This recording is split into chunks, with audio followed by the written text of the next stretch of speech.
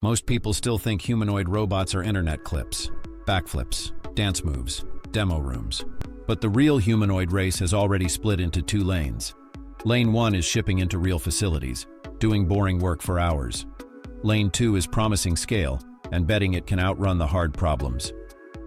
And here's the truth almost nobody says out loud. One number decides whether a humanoid is real. Not how impressive it looks. Not what model is inside. It's interventions per shift, how often a human has to rescue the robot. In this video, I'm translating every robot into one thing, what it does on a shift, and what happens the moment reality breaks the script. Hold that phrase. In a minute, it'll make every demo look different. If you remember one metric, interventions per shift. That's the line between wow and works. We're doing a strict proof-first comparison of the most interesting humanoids. No hype, no doom, just tasks, failure, and what's deployable in 2026 to 2027. At the end, I'll rank them on three things that matter more than any viral clip. Proof, real shifts in real environments.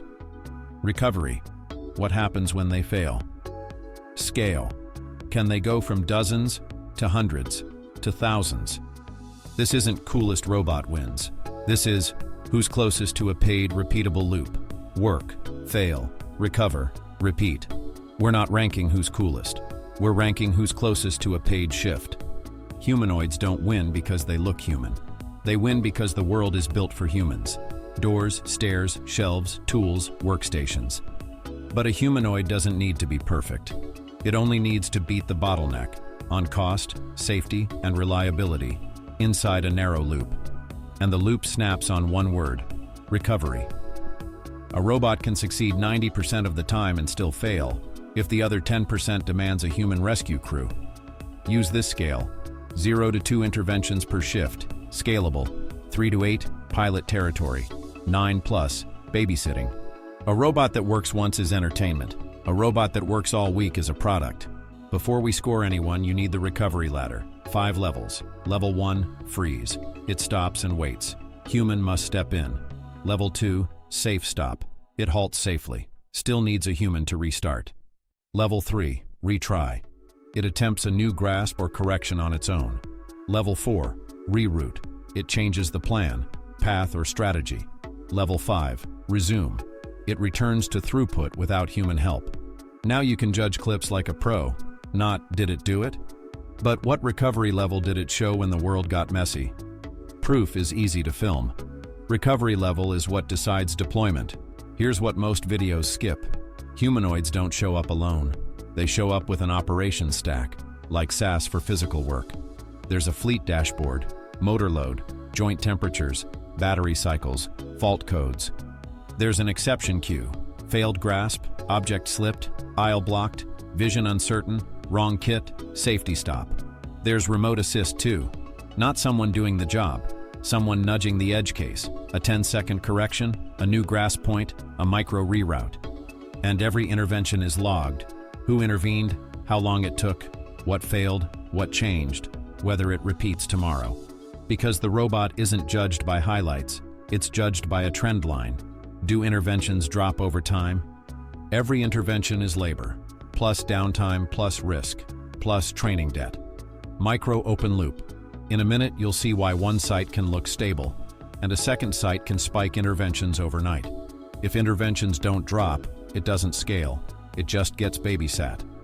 If you want the question that separates prototypes from workers, it's this: how many hours did it run on a real line, doing the same task, without becoming a full-time project? Figure has shared unusually specific deployment-style numbers tied to extended factory work, framed around runtime and throughput. The point isn't the headline. The point is, it's operational. The shift loop. Picture a station near the line where parts must keep moving. The loop is mechanical. Pick, orient, place, repeat. Hundreds, thousands. It's not brilliance. It's consistency under boredom. Failure vignette, variance. It's not the clean part that breaks systems. It's the weird part. Slightly bent, mislabeled, catching on the bin lip. A grip that turns place into drop. So the only question that matters: what happens next? A strong recovery looks like safe stop, back off, reacquire, regrip, place, resume. A weak recovery looks like freeze and wait for a human. Before, humans do micro-lifts, short carries, repetitive placements, endurance, not creativity. After, the robot eats the endurance loop. Humans handle exceptions, jams, misfeeds, safety holds, odd geometry. Score, proof, high, recovery, unknown, improving. Scale, medium. Micro, open loop, proof can hide support, techs, monitoring, tuning. Next, you'll see which robots reduce support and which just relocated.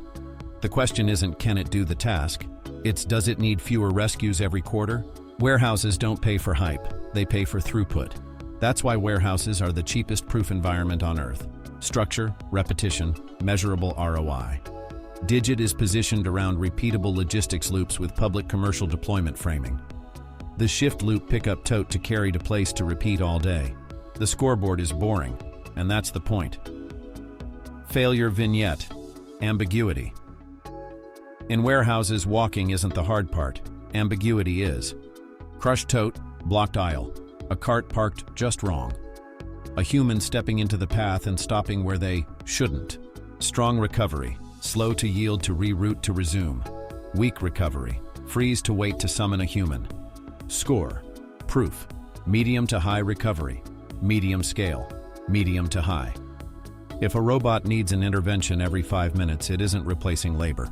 It's relocating labor to the exception queue. Micro open loop. Next is the scale bet everyone argues about, and why scale amplifies defects before it amplifies success. Walking isn't the battlefield, ambiguity is. Tesla's thesis is simple. If you can mass-produce cars, you can mass-produce robots. But scale isn't just a factory. It's parts, magnets, motors, hands, supply chain, yield, service, and safety certification. What Optimus has to do to win, it doesn't need to do everything. It needs to win one loop, then add loops. Factories, logistics, eventually homes, if reliability clears the bar. Failure vignette. The invisible problems demos hide the hard stuff. Scale drags it into daylight.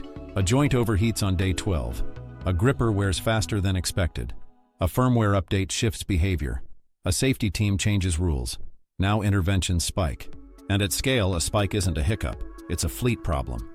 A real recovery system at scale looks like isolate fault, swap unit, log issue, rollback software if needed, redeploy overnight. Score, proof, low to medium recovery, unknown. Scale, potentially very high. Micro open loop. Premium industrial buyers don't buy promises. They buy predictable shift economics. That's where Atlas enters. Scale doesn't forgive flaws, it multiplies them. Atlas is the name everyone recognizes. But the story now is the shift from demo to product, an all-electric Atlas with an industrial roadmap and fleet seating. 2026 to 2027 is about fleets entering real environments to build the task library. The shift loop industrial handling, controlled strength, awkward reaches, repeated heavy movement, where body control matters. Failure vignette, shifting payload. The payload shifts mid-lift, center of mass changes, and the robot must react safely. Strong recovery, micro-correct to stabilize to safe set down to regrip to resume. No improvisation, no drama. Score, proof, medium recovery, potentially high scale, unclear. Micro open loop, Atlas may be the best body, but bodies aren't the final bottleneck. The next robot reveals why information failures can be worse than physical ones.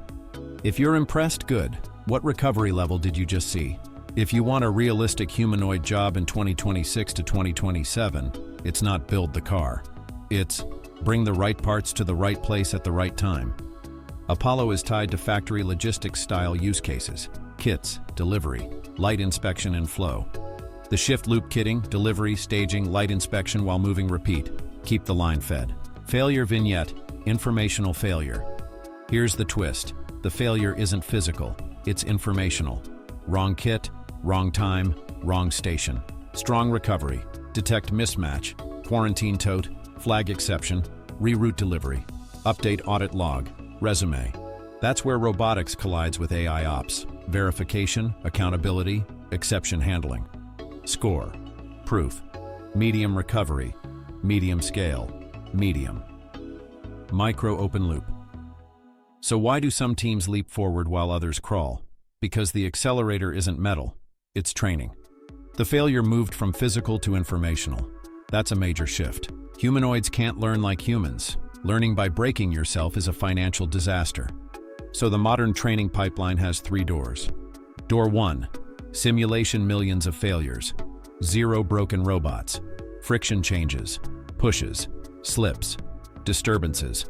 Smooth walking is the last frame of massive simulated chaos.